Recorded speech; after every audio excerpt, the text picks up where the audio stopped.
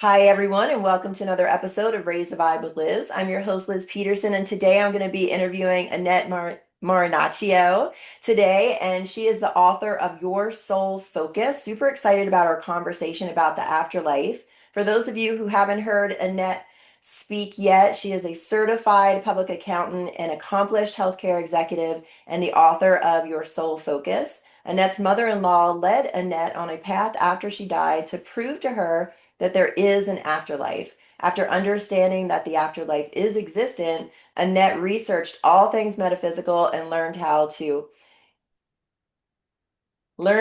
intricate and extensive our souls and our journeys are. The information that she has accumulated conveys a clear and deep benefit to others during their times of need, grief, or curiosity. Annette, welcome to the show. Oh, thank you so much for having me, Liz. I'm excited to be here. Yeah, I'm excited to hear all of your stories. Let's jump right in, as I always do, and talk about that experience around your mother-in-law's death and what that experience was like for you. Sure. So I come from a relatively small family. My husband's family's small, my family's small. So, and we're all geographically close. So we see each other on the weekends when we're not working, and we were a close family, I would say. And my mother-in-law died. Actually, my mother and mother-in-law were diagnosed with cancer separately, obviously, within days of each other in 2005. And so my family and I got a crash course in all things cancer. My mother had was diagnosed with breast cancer, and she ended up living through that experience and lived another 15 years. She died in 2022. My mother-in-law in 2005 was diagnosed with pancreatic cancer, which is just such a horrible, deadly cancer. By the time they find it, it's pretty advanced. And so she succumbed to it in 2006. So for the year of, the end of 2005 through all of 2006, really, we were just in a bit of a tailspin, my family just going to, doctors and surgeries and chemo and radiation and stage one and stage four and immunotherapy, just learning everything about cancer. And so at the end of that 12 months, when my mother-in-law died, it was very draining and very emotional for all of us because anybody who's lived through relatives going through or themselves have gone through that cancer, it's a lot of roller coasters up and down. Oh, you're better today, worse, better, worse, worse. So it was a very rough year. And she ended up dying in October of 2006. And I would say we were all very distraught. I wouldn't say that I was in intense grief. I mean, she was my mother-in-law. So there's a little bit of more of a distance there. But still, we were all pretty, upset. And at that point, if someone had asked me, well, have you had any signs from her, or do you think life goes on after death? I think I would have said no signs and no, life doesn't go on after death.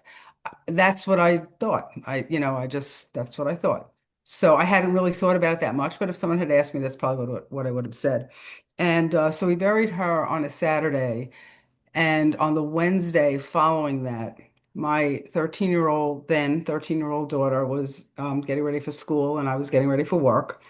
And my daughter, in a very matter-of-fact way, said, "Guess what? I got a gift from Grandma Lucille. My mother-in-law's name was Lucille, from Grandma Lucille yesterday." And I'm thinking, okay, so that's not possible. So my daughter's obviously going through some deep mystical grief situation, and I, as her mother, have to figure this out. So I said, "Really? What did you get?" And she said she gave me pom-poms. And I said, "Pom-poms?" And she said, "Yeah." I said, "Tell me the story." She said, I was in art yesterday, and we were making 3D cards. And I went to the craft closet, and I took out the Tupperware of pom-poms, different colors, different sizes, and I decided to make a card with 11 green and 11 red. So I counted out my 11 green and my 11 red, and she goes, and I double counted and I triple counted to make sure I had the right. And then I put the Tupperware back and came back to my desk, and there were my 11 green and my 11 red and a white and a purple one. And I said, had the white and purple one get there? And she said, I don't know. They were the exact same color as the balloons we let go at Grandma's grave site on Saturday. So I think Grandma was saying she got the balloons. So I said, but I don't understand. How did they get there? And I could see she had played through the possibilities in her head. She was like, that's what's fascinating me, Mom. I don't know if they appeared there or if they jumped out of the Tupperware there or if they came from the sky. I don't know how they got there. And so she said, "Do you want to see them?" And I said, "Sure." She ran upstairs and she came down with a pom-pom. And they weren't even white and purple. They were like ivory and lavender, which were the really the like exact shades of the balloons we let go, you know? And I was like, and I didn't know what to say. So I said a pretty foolish thing as a mother, but it's what came out of me. I said, all I can say if to you are if these are really from Grandma Lucille, then when you die, you should be buried with them in your coffin because that's like a miracle. That's what I said. And she was proud and she ran back and she put her things away. And that was really the first indication to me, except I didn't realize it was an indication. I assumed my daughter had hallucinated it in some way or put them there herself and was going through something. So I proceeded in my life to tell friends and family, professional friends, because I was waiting for someone to help me with whatever tools are necessary to help my daughter through this obvious hallucination. So I started telling people. And in particular, I told one dear friend of mine who is still a friend of mine. And I had known her for about 10 years at that point, and we had not really ever spoken about the afterlife. And so I told her the pom pom story, and she waited for me to finish. And then she just said, like in a very matter of fact way, which I would say now, but at that point I wouldn't have said it. She said, "Well, Annette, you believe in the afterlife, don't you?" And that's actually the subtitle of my book because I consider that the line that added credibility to this possibility and started me. And so I looked at her and I was just like, wait, what? You believe in the afterlife? And she goes, "Oh my gosh, of course, Annette. That was from your mother-in-law." And I was like, "What are you talking about?" And she goes, "Absolutely." And then she told me, then my mother-in-law, like I said, my mother-in-law started leaving breadcrumbs for me, which I followed.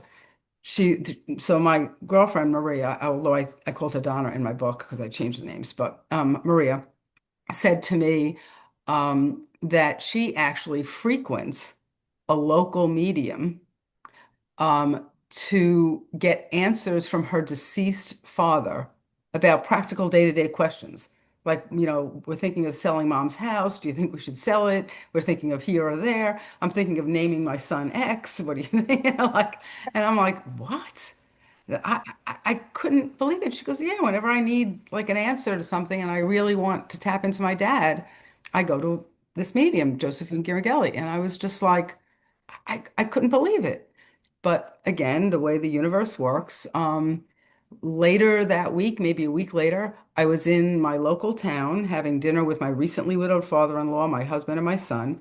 And we were seated next to a window, and there was a big poster in the window facing the street, but I could see the back of the poster. And it said, dinner and psychic readings with Josephine G, the exact medium that my girlfriend just told me about. Nice. And this Josephine's never been in my town after that or before that, it's just she lives locally, but she's never been in Farmingdale. And so I was like, can't believe that. And this was in now maybe November, maybe early December of 2006. And the show was going to be end of April 2007. So I went home, said to my friend, "Do you want to go?" And she's like, "Absolutely." So three women, we decided to go. And I made the reservations, Annette party of three, and it was the end of April. And now between early December, October, and April, I was talking to so many people about the pom pom story, and I was starting to hear from people you would never expect. Oh yeah, I exactly what we were saying was not everybody openly talks about it. Certainly not then they didn't. And people were saying, "Oh yeah, my mother comes to me in my dreams, and there's this, bird who sits on my windowsill, and every time I open the window, he comes back, then sits right there." And I actually had one. I'm in healthcare, and I had one insurance rep tell me this story, which blew my mind, that he and his wife were going to visit his mother in the hospital. And as they pulled into the parking spot, he saw a vision of his deceased father walk across the front of the car. He turned to his wife, and she said, I saw it too. Wow. So both of them saw it. And he's an insurance executive. That is not the kind of thing that professionals speak about in their working life. And so, but before that meeting with Josephine Girangelli, that dinner, I now had, oh, at least dozens of credible friends and family who all have had experiences and just never openly spoke about them. And I was really fascinated, but walked into this dinner, and we all have dinner. It's like what you now might see on TV or on YouTube or whatever, when a medium does a gallery reading, I guess, or a dinner in a restaurant. So you all have dinner in the restaurant, and the medium comes out, and then she's drawn to somebody. So she starts reading a family over there who had a fallen police officer, and they're crying, and I'm assuming they're planted or she knows them, or I'm sort of viewing it a little bit like a magic show to some Uh-huh. extent. Um, and then she comes second reading right over to our table. And she says, I'm here with a woman whose name is Lucille. Lucille was my mother-in-law's name. Wow. And so she's right at our table saying, here with a woman named Lucille. And I was too afraid to raise my hand. My head was racing. And so I didn't take the microphone.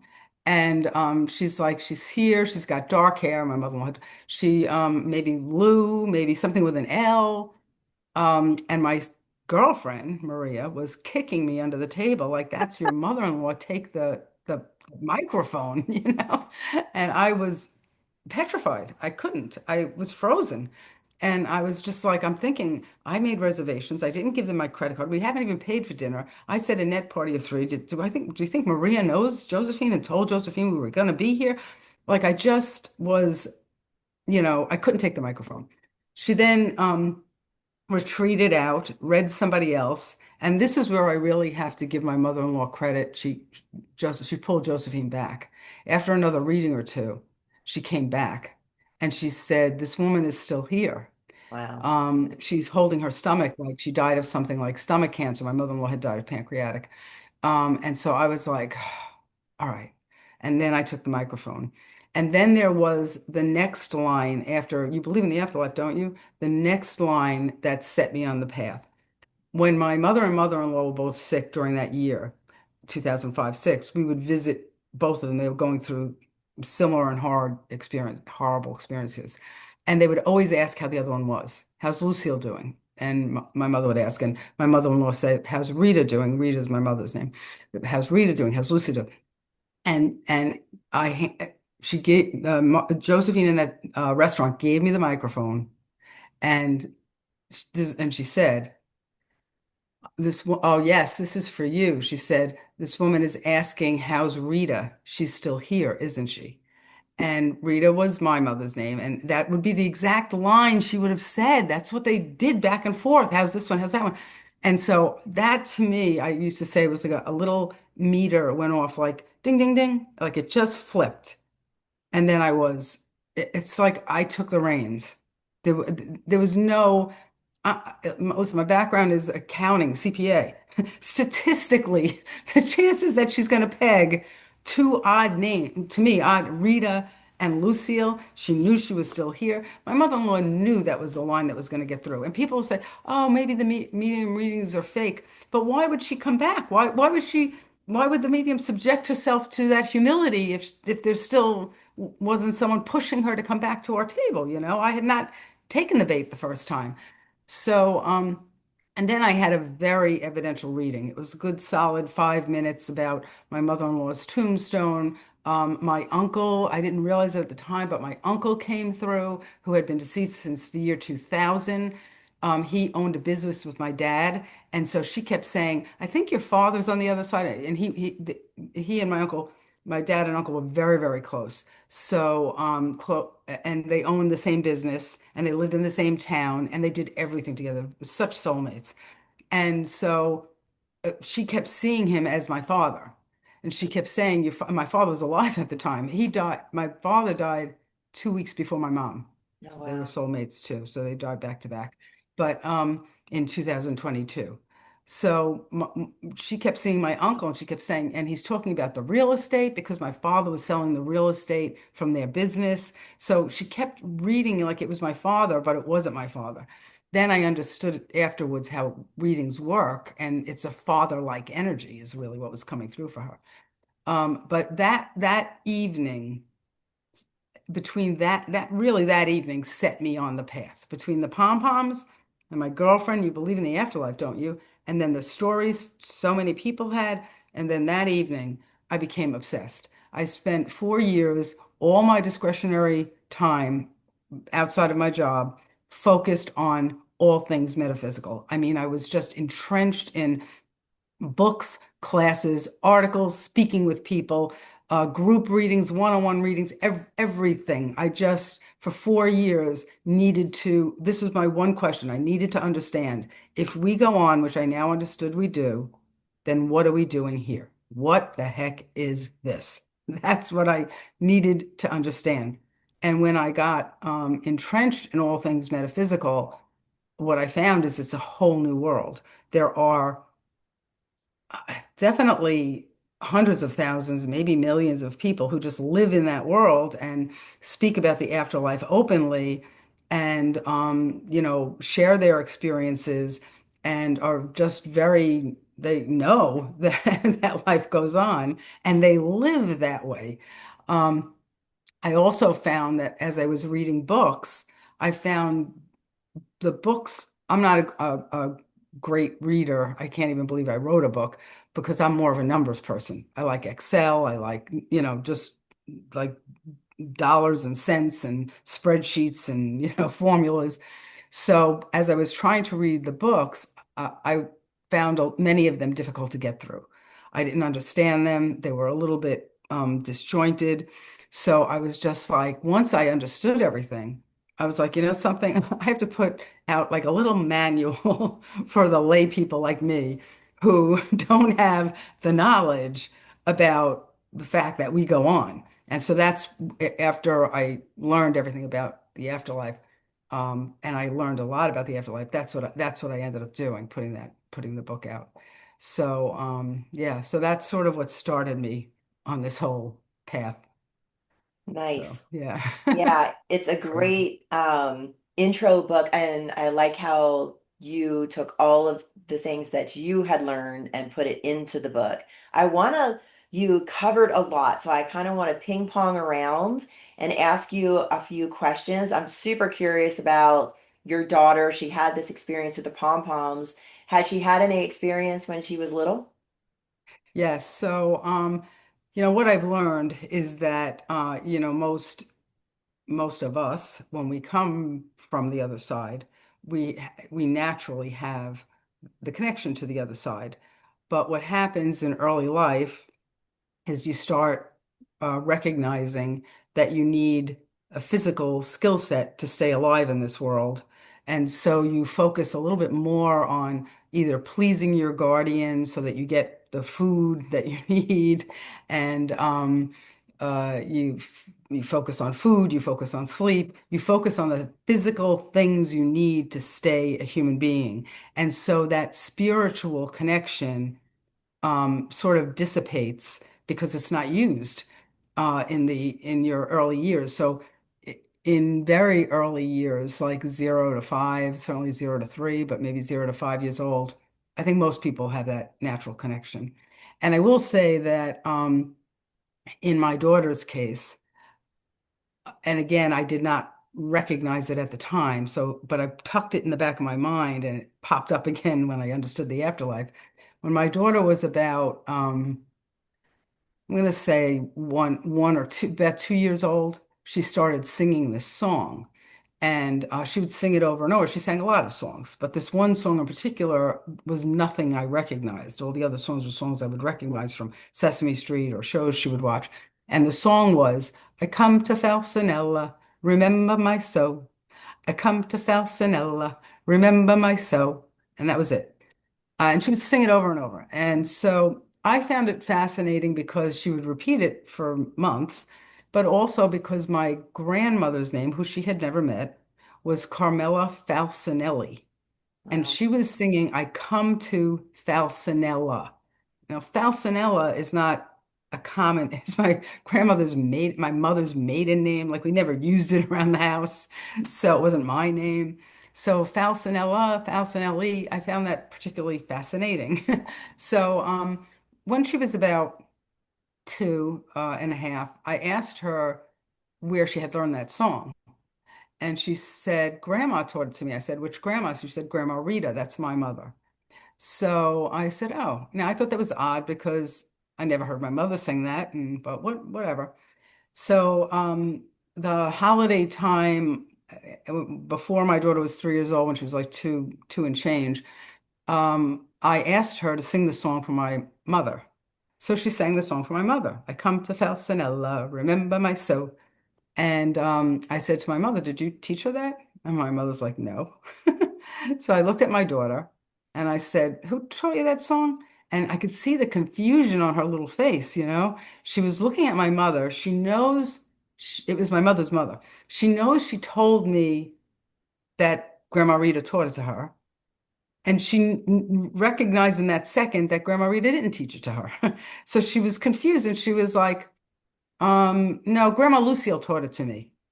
That's my mother-in-law, which would be even more far-fetched because why would she say Falsanelli? But okay. So I said, okay. So we waited another couple of months. She would still sing the song off and on. And then my mother-in-law was over. And I said, Diana, can you sing that song again? And she sang it again. I come to Falsanella, remember my so. And I said to my mother-in-law, did you teach her that song? And she said no.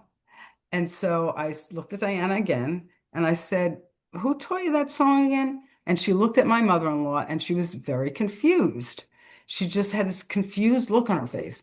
And she said, I said, was it Grandma Rita or Grandma Lucille? And she goes, no, no, it's the grandma who puts me to sleep at night. Wow. And that was it. And I just thought to myself, in the back of my recessed head, I just left it there that it could have been Grandma Falsanelli, remember my soul? Because it was I come to Falsanella, remember my soul. Maybe I'm Grandma Falsanelli, remember my soul. I don't know. I just parked it in the back of my head because I didn't know what to make of it and I didn't want to push her further. The whole thing was so weird, so I just dropped it. And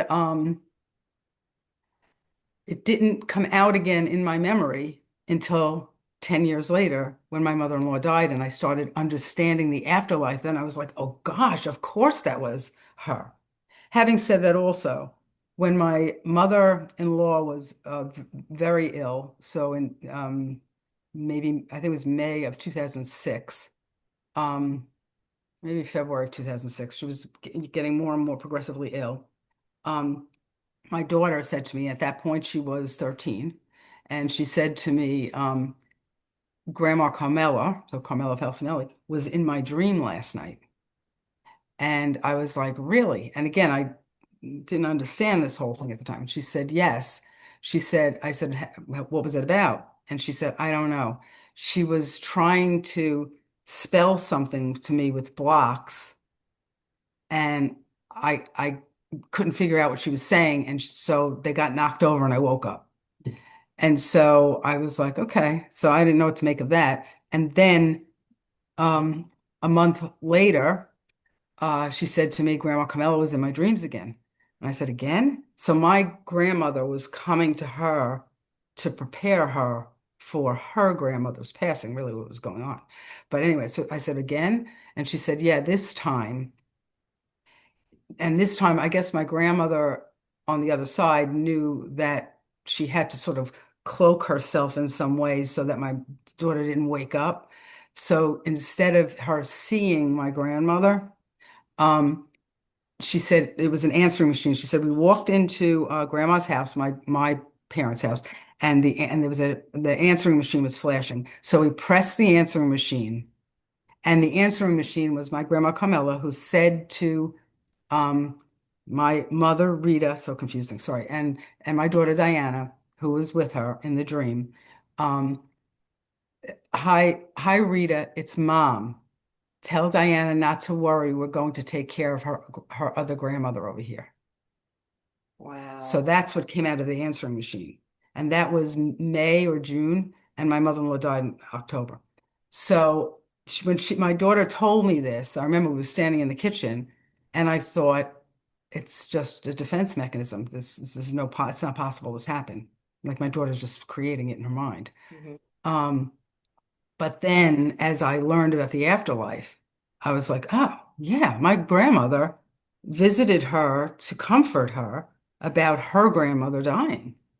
And and yeah, she had had that experience when she was like 2 or 3 years old, as probably many children do. So yes, they had come to her before. That is just amazing. And I So, love and how spirit can show up I in mean, now that our I understand there's an dreams. afterlife, yeah. And now that I understand there's an afterlife, I mean, since then, and even during that 4 years when I was learning about it, I had a lot of like dream downloads, dream visits, things that I haven't had since then and didn't really have before, maybe had them intermittently before, but it was when the other side was intent on helping me understand the afterlife, you know? So, so yeah, it's very cool. Yeah, that is really cool. It's funny. I woke up with a song this morning and I'm kicking myself in the butt for not writing it down because I think it's relevant to our conversation. And I even tried to search, like, okay, it's a song. It starts with an S. I think it's from the 70s or 80s. You know, what is this song? And I even tried to find it before our interview, but I couldn't. I'll probably think of it later and I'll have to send you an email about what the song is to see if it relates.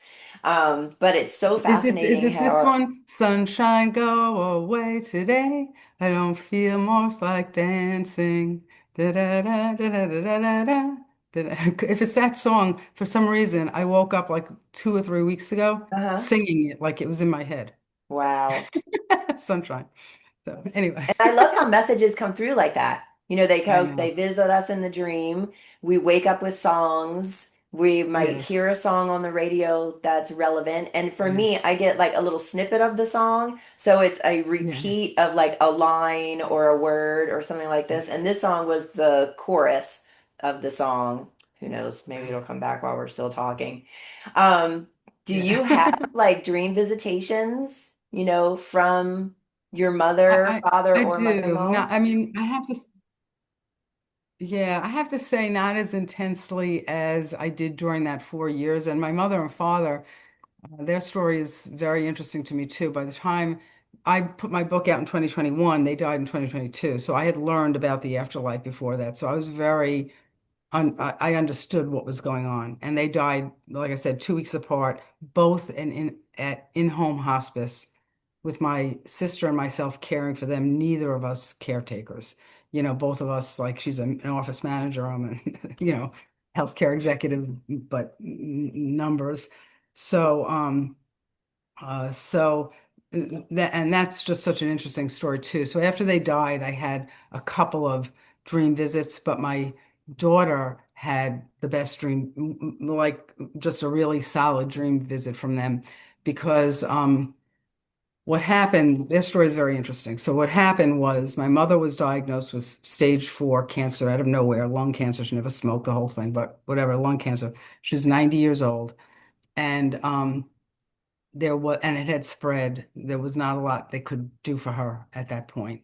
My father was 92. They'd been married 67 years, and he had no life-threatening illness. He had a lot of things that made him feel like he was done, like painful rheumatoid arthritis, macular degeneration, so he was blind in his eyes. So a lot of, but nothing really life-threatening. Um, And my mother was a very vibrant, bubbly kind of social person, going out to parties. She'd love to come to dinner, go, go, go. And my dad was just opposite, homebody. Like when he was out, he just wanted to be home. And so like if they were both going even to my house for dinner, he would keep an eye on my mom. And the second my mom looked like she was ready to say goodbye or whatever, he would basically put his hat and coat, get in the car, and have the car running and wait for her to say her goodbyes. And then, he'd go home because he just wanted to be home. So that was sort of like their personalities.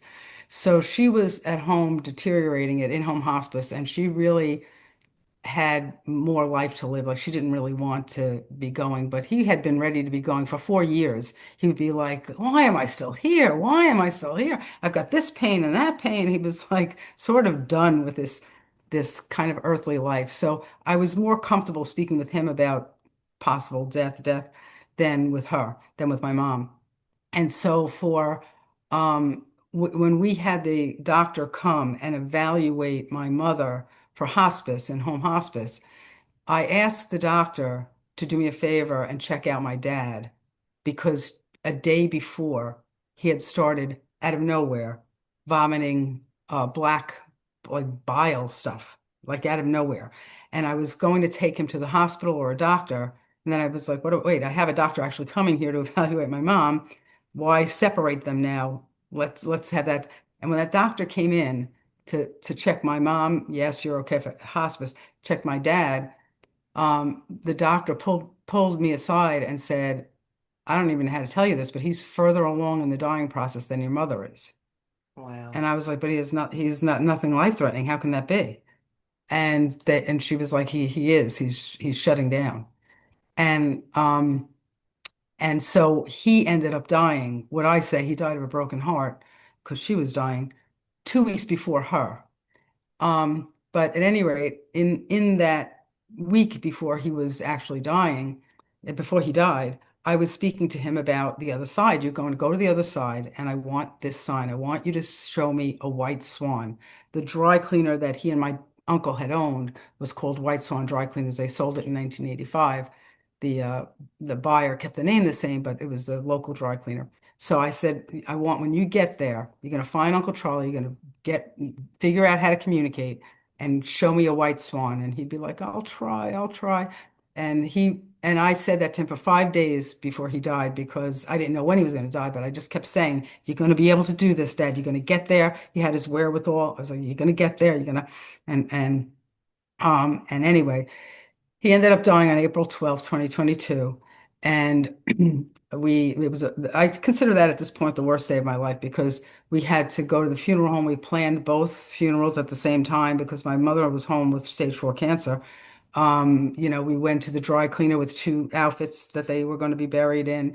We picked out, the mass cards. It was just, horrible. But when I came home after that draining day, I went to just troll through Facebook and LinkedIn and, my social media accounts just for the hay of it. And the first thing that came up was a question from someone who had just moved into my neighborhood in Farmingdale on a closed Facebook account. And it said, "I just moved into Farmingdale. Can anybody recommend a dry cleaner?"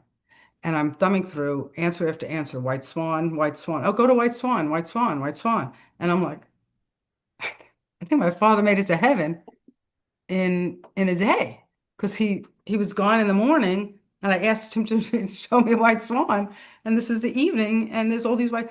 So I was very excited by that and I was telling people. I posted a tribute to him on my social media account. And then this woman in Canada who I know from my book, she said, "I just want to tell you, I've lived in this cottage on the lake for 7 years. I've never seen a swan on the lake. This morning I saw a white swan. In the evening I saw two white swans." Wow. And she's never seen them since then either. And I was like, "Oh my God, I think my dad is endorsing our book," because she asked me to contribute a chapter to a book she put together Mhm. on the afterlife. And it was coming out the next week.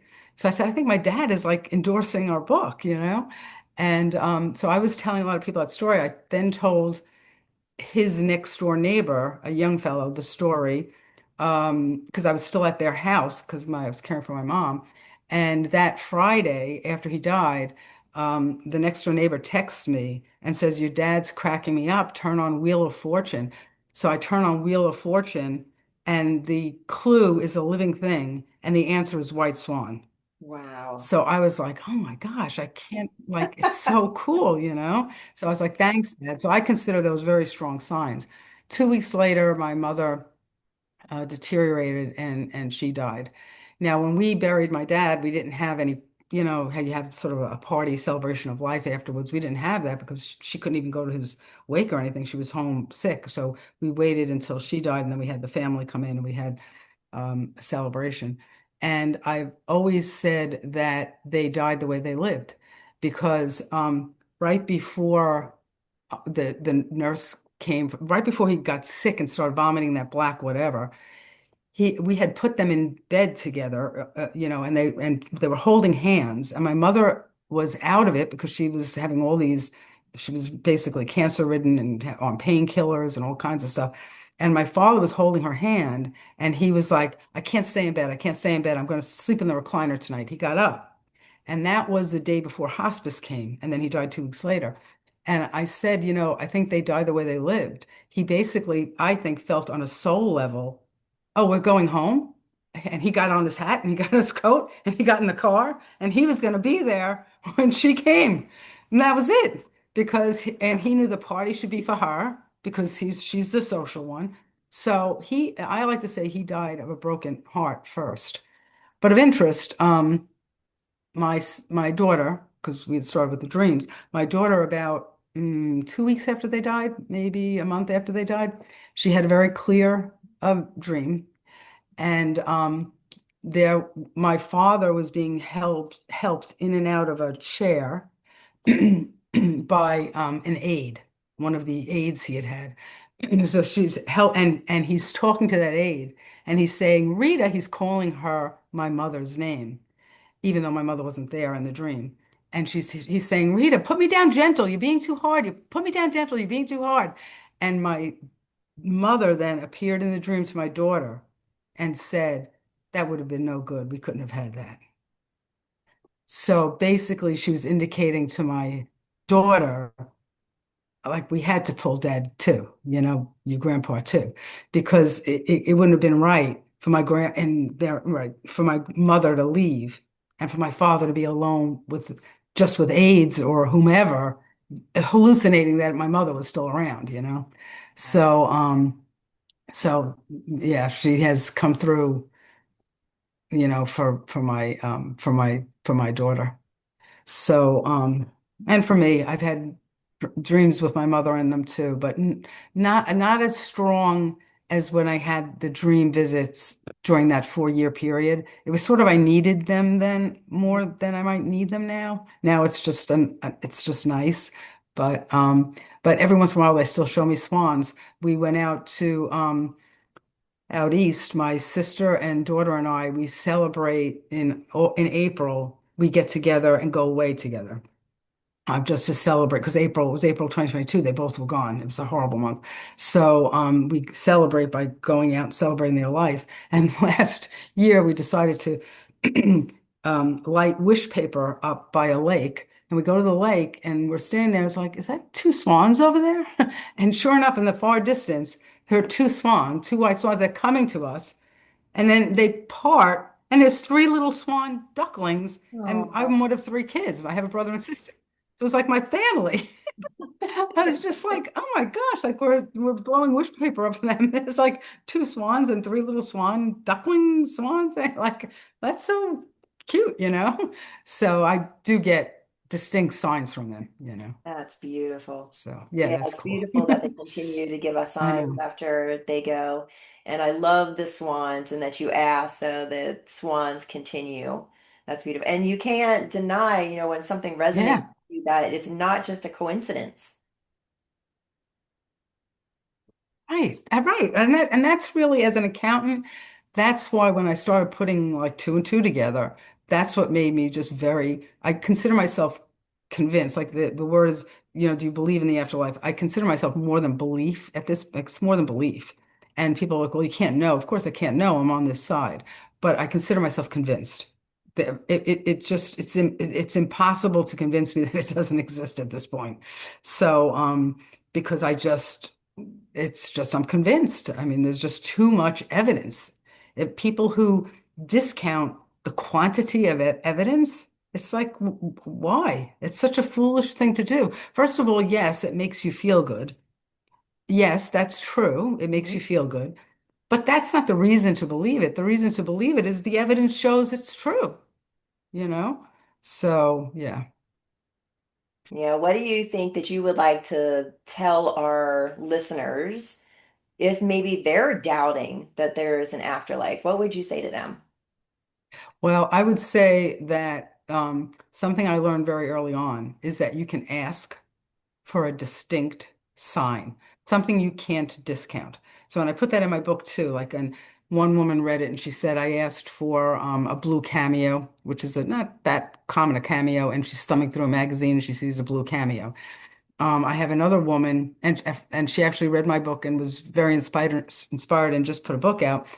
She said that when she read my book, she asked her daughter and her daughter was 10 at the time, to meditate on a sign for Uncle Jack, which is her brother, the mother's brother, who died when they were teenagers. So the daughter never met the brother. Let's see if Uncle Jack will send us something.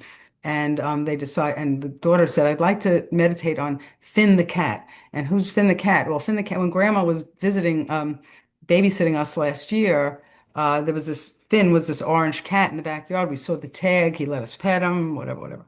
They haven't seen the cat since then. They meditate on the cat.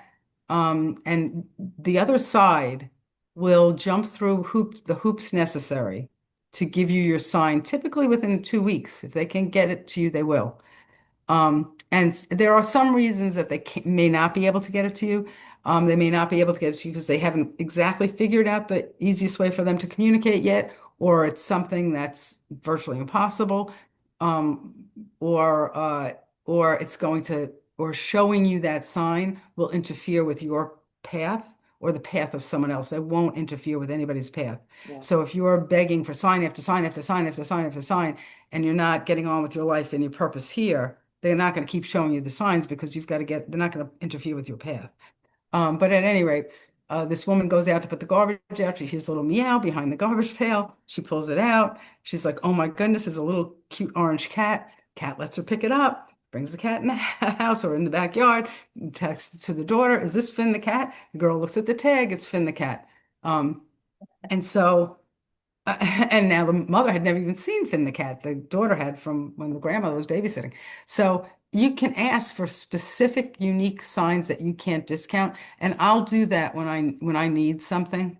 I'll ask somebody specific on the other side to give me something. And I'll usually see it it's usually 10 days, 2 weeks. There's almost a science to it. But they will, and the thing is, another reason you may not see it is because they're showing it to you, but you don't see it because you were expecting something else. So like when I asked my dad for a white swan and he gave me the words white swan, the dry cleaner, instead of me physically seeing a white swan. Hmm. So you might put in your head that you're going to see it in a certain form. And then if they're trying their hardest to get it to you in another form. But I also say like, don't be so hard on them because like if you turn around and you say, if you're really there, send me, the newspaper with page 12 printed upside down. And then, 7 days later, you get the newspaper and page 10 is printed upside down. Okay. Maybe it wasn't page 12, but accept it, you Yeah. know? So, so they'll try to the best of their ability to move energy as necessary to actually get you what you're asking for. So that's what I tell people, just really ask for something specific and meditate, go to sleep thinking about it, ask for them to visit you in your dreams, put a request under your pillow. They really want to help us through this earthly life. That's part of their purpose on the other side, part of their purpose. And so if they can help us in any way, they will. And so that's what I say. you know. Did you ever get that question answered that you mentioned at the beginning of the interview? Like, if there's an afterlife, why are we here? Yeah, sure. We're here. The simple answer is to love and grow. Love and grow. That's it. What I learned is that this earthly life, which seems very all-encompassing and very important and very big to us, to each of us, is really a teeny sliver of our soul's existence. And the real purpose of our soul is more so about the other side than this side. Hmm. So we come here to some extent to fast track our growth because the other side doesn't have the kinds of grief and burden and pain. The other side doesn't have that this earthly existence has. And a way to stretch your soul's growth is to live through pain and grief and the difficulties, the burdens that come with this earthly life. So that's that understanding that this is a sliver is very eye-opening. We also when you think about your purpose, a lot of people, but maybe mainly because of media is so grand out there, think that a purpose has to be something grand, and of course has to do with me, and of course has to do with my family. It may not even. You may be here to help a particular stranger who you're going to meet in 5 years and never see again. But you may have decided to come here for that purpose. So the purpose can be, um, I mean, the overarching just reason is to love and grow, but the purpose can be something grand. It can be a lot of small things, but two very poignant examples of what a purpose might be is we travel in soul groups of, let's say, hundreds of souls, and you have to progress on the other side together. And if you're within a soul group and there's some people that are maybe on the slightly less elevated end of your soul group and some people on the more elevated end, you may make a decision on the other side to come here. And the more elevated one may say, I'll tell you what, we're all going to go back there. I'm going to be born to you as your child, and I will die at 8 years old of leukemia. And you're going to have to live through your life as an adult without me, with the loss of a child. Horrible. I mean, in this world, horrible, horrible, horrible. But if you can actually live and maybe even thrive with that loss as an adult, you're going to get to the other side. You will have stretched your soul in a way that you cannot possibly on the other side. And now you've elevated your soul group. So your whole soul group can travel together. So and that soul who opted to come here and die at 8 years old has given you a gift. They've given you a gift to stretch your soul in a way that you just can't on the other side. That's my understanding of it. So that is an example. Another example that you would never think in this life. In this life, you'd think, oh my goodness, a child dying is the worst. Hmm. But when you go to the other side, they really have given the parents and loved ones a gift.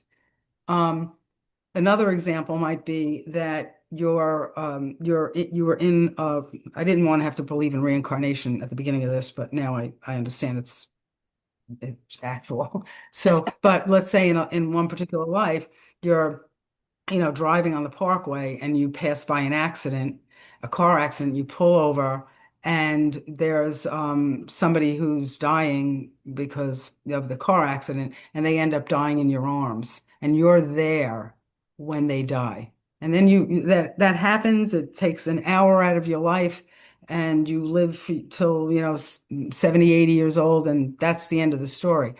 You and that person may decide to come back here and in that scenario, when you come back here, the person who you helped cross is going to be a hospice nurse, and you're going to get cancer, and that hospice nurse is going to help you cross back for that go round. And so, again, you live your whole life, you're 80, 85 years old, and then you get cancer. You think you've done your purpose. But meanwhile, your purpose is still this hospice nurse is going to come in your life. She's going to help you transition back. So sometimes there's somebody that's not even that prevalent in your life day to day, and you have made, um, again, the overarching decision to come here and love and grow, but with a particular um, actual purpose that doesn't have to do with your that you think doesn't have to do with your day-to-day life. Of course it does. Everything's connected, but it doesn't have to do with your day-to-day living. It doesn't have to do with your family. It doesn't have to do with yourself. So I tell people if you're moving forward in love and kindness, you're always on your right path. That's really the key because our purpose here and our purpose there is to love and grow too, but purpose here is to love and grow. I love that. Annette, how do you think this has, affected you and prepared you for your own death? Yeah, that's interesting, right? Because I certainly, I don't know if I would have felt the same way before I knew about this, but maybe I would have. I'm certainly not afraid of death. I'm a little bit excited to see the other side. Um, but I don't, like most people, don't want to deal with the dying process whenever that occurs, you know? I don't want to deal with the pain of it. And I think, in my genes and my family, I think I'd be surprised if it's going to be a quick death. I think it's probably going to be cancer. I have a lot of that. So, and I have the circulatory issues, so I'll probably have some of the stuff my dad had. So I'm really not looking forward to um the final years of decline. But when it comes to the actual being on the other side, of course I'll miss what I have here. I have a, great life and a great family, and I'm never going to have that again because even though I'll see them as souls on the other side, it's not the same. I'm not going to get this particular setup again. Um, but having said that, I'm also sort of excited to see the other side and, go through the life review and, reunite with my loved ones in terms of our energy for whatever's necessary. It's not the same on the other side too. The other side, people think, oh, we're going to be reunited with our loved ones. I'm still going to play cards. I'm going to hang out around the kitchen table, and you can if you want, but you're not going to want to. You're not going to need to. It's really about growth on the other side too. So, so yeah, so I think I haven't really thought about it that much, but when the time comes, fine. I've read it too much that it's like just stepping through a doorway from like a crappy apartment to the Ritz-Carlton, like the woo. So I think I like like that that sounds analogy. good to me. That's awesome. So. Annette, this has been so fun to hear your stories. How can people find your book if they want to read it? Oh, so it's on Amazon and Barnes and Noble. I also have a website. It's the name of the book is Your Soul Focus. You believe in the afterlife, don't you? And you can go on my website, AnnetteMarinaccio.com. And I do post all my, besides on my social media sites on my website, I post any interviews I've done, like this one I'll post. And I tell people that not only to listen to my interview, but if you go to the host, like in your case, and the other interviews that you've done, there's just a treasure trove of people that you've interviewed that are so inspirational and you.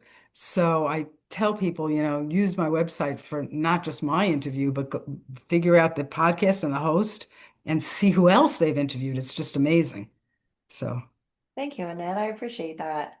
Thanks. Yeah, yeah, go sure. out and get her book, Your Soul Focus. And like you said, and what is your website, My, yoursoulfocus.com? my website is AnnetteMarinaccio.com. Got It's it. my name, Marinaccio.com, Marinaccio.com. everybody. Annette, thank Yeah. you so much. This has been a pleasure to host you and, share your story here with me and my listeners. Really appreciate your time.